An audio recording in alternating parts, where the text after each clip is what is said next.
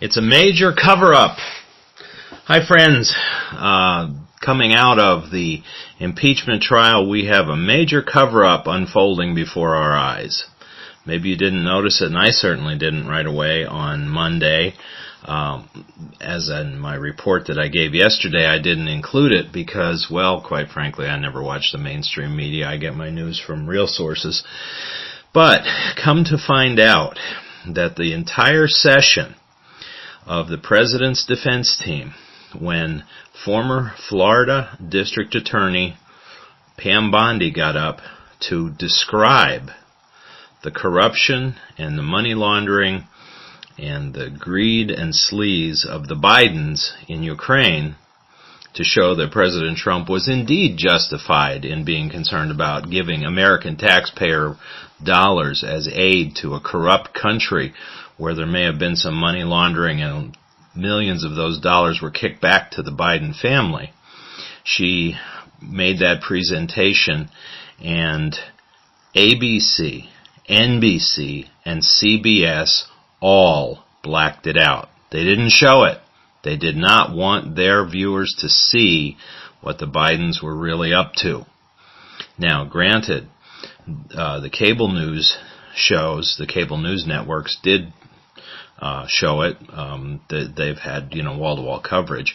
But the networks, for whatever particular reason, decided that they weren't going to show this. Now, this wasn't a really long segment. It was first Pam Bondi, and then Hirschman came up and added to it. But they just didn't want it out there.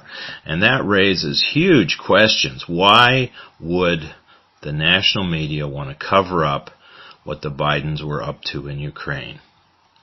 And the truth of the matter is, Bondi's presentation, essentially the vast amount of evidence that she presented came from mainstream media sources. Previous stories that were done about Hunter Biden and how sleazy it looked that he was sitting on the Burisma board. I mean, it was interviews on the networks. It was news stories from some of the major mainstream media newspapers.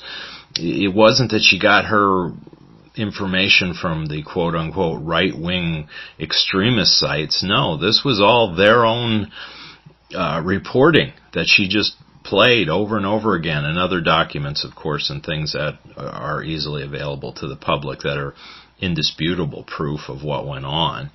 So they just did not want people to see that. Now, is that because ABC, NBC, and CBS are in the tank for Biden for president? I mean, that's the argument that they're making with impeachment, that this is why the Democrats and San Fran Nan wanted to do it right now so that it would disrupt Bernie and Warren's presidential campaigning in Iowa, whereas Biden would have the place basically all to himself if they were stuck in Washington, parked their butts in Senate seats listening to impeachment trial evidence. Some people have speculated that that's what's going on, that they're trying to give Biden a heads up or a leg up in the presidential election. Certainly, if witnesses are called and this thing drags on for many more months, that will benefit Biden, because Warren and Sanders will have to stay in Washington when the Senate is in session to listen to witnesses. Now, whether that'll happen yet or not, we don't know, because they haven't decided yet about witnesses, and there are conflicting stories back and forth whether there are enough votes to stop these additional witnesses or add them, or who would be called and who wouldn't be called. I mean, the Senate is in a tough situation, or at least McConnell is. He cannot appear to be biased in any way. He can't say, okay, we're just going to subpoena John Bolton, but no Bidens can be subpoenaed. That the Republicans won't stand for that. And Cruz and Lindsey Graham have already said that if we go down that road to witnesses, those people are coming. Adam Schiff is going to testify. The whistleblower is going to testify. This Eric Ciamarella. And anybody else they feel is relevant. So either there will be no witnesses or it will turn into a full-blown circus. So we'll see what happens with that. That won't be decided until Friday. Today, we start with 2 days of questions from the senators to both sides, asked by the Chief Justice. The questions are put in writing, and he asks them. And he's already said yesterday, please limit your responses to about 5 minutes. So we'll see if Schiff can close his mouth that quickly or not. I have a feeling if he gets any tough questions, he's not going to want to spend much time talking about them at all, or he'll deflect away from them.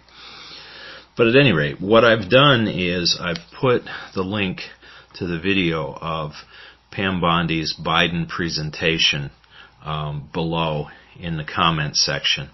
Please, if you haven't seen it, please watch it, because it builds a damning case to show the corruption of the Bidens, and this is just in Ukraine. It truly shows that Trump was more than justified in wanting to make sure that our taxpayer money wasn't wasted and wasn't money laundered back into the Bidens' pockets. So that's not something that was explored in the House. In fact, anytime the Bidens came up, Schiff and his minions kept saying, "Oh, there's nothing to see here. There's nothing to see here. It's all been debunked. It's phony. There's nothing substantive to look into with the Bidens." You know, he was whistling past the graveyard is what he was doing, because Biden's hands are dirty. I mean, it's obvious if you watch this presentation by Bondi and Hirschman that they were in deep. So, and now we see we have an even bigger scandal, because we got these 3 networks that are in the pockets. Well, we knew that anyhow. They're in the pockets of the Bidens and the whole Washington swamp.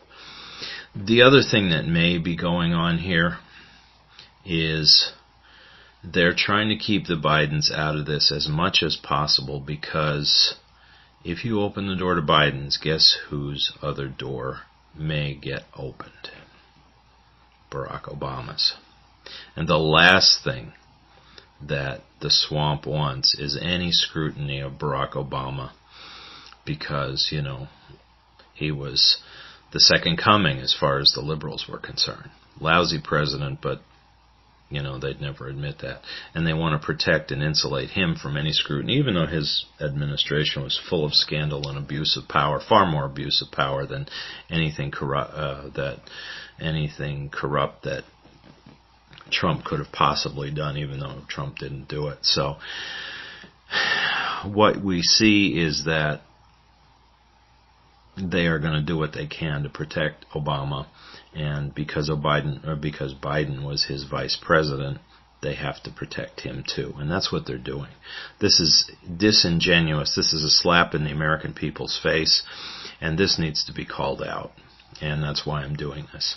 If you're still watching the news on NBC, ABC, and CBS, please turn it off, because you can't believe a word of it.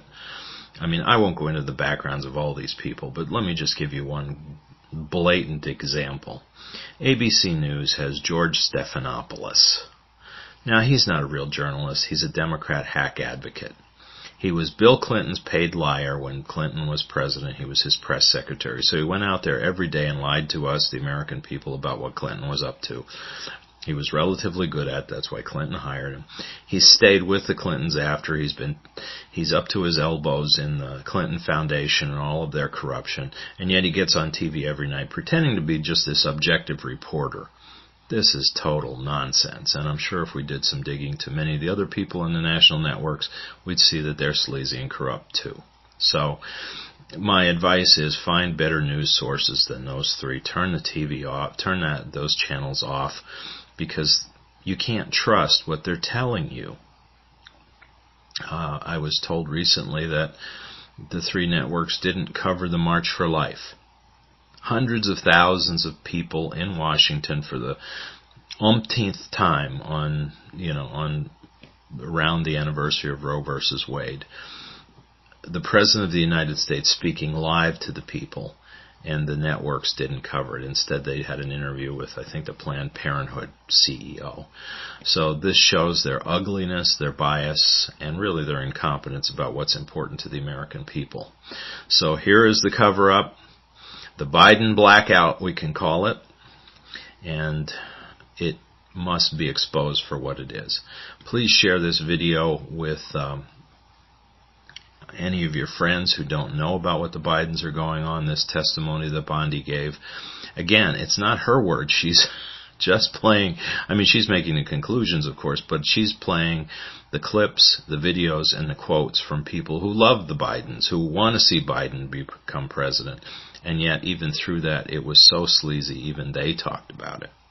So I'll stop at this point. The Republicans finished up their defense of Trump yesterday. I thought the president's lawyers, both president's lawyers, were great. Jay Sekulow was very impassioned. Pat Cipollone, with all he did is he played quotes of the Democrats saying in the past how impeachment should never be partisan. It has to be bipartisan. He played clips from Pelosi and Schumer and Nadler to show how big of hypocrites they now are, which is a good thing.